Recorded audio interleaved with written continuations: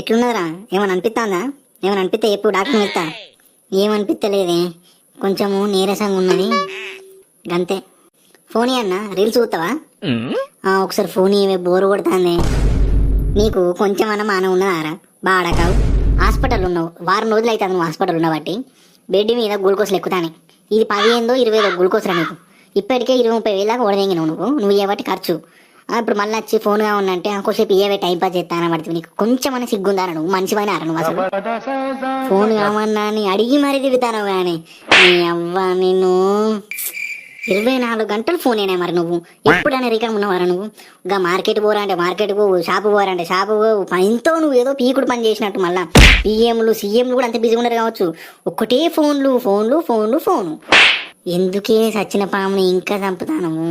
నీకు దండం పెడితే నేను అవ్వ, నీకు దండం పెడితే ఇంకోసారి ఫోన్ ముట్టనే ప్లీజే, వదిలేవే. ఎన్నిసార్లు నీకు చెప్తే 24 గంటలు ఫోన్లు, రీల్స్, ఇన్స్టాగ్రామ్ అట, యూట్యూబ్ అట, అదాట ఇదాట, తొక్కాట తోటకూరట. నీ అవ్వ చదువురా అంటే చదువు శాత కాదు. ఒక్క రోజైనా బుక్ ఓపెన్ చేసావరా నువ్వు? అసలు నువ్వు ఏ క్లాస్లో నీకు క్లాస్ తెలుసారా నీకు? 3 గంటల దాకా నీకేం పని? నువ్వేం ఆడతాను?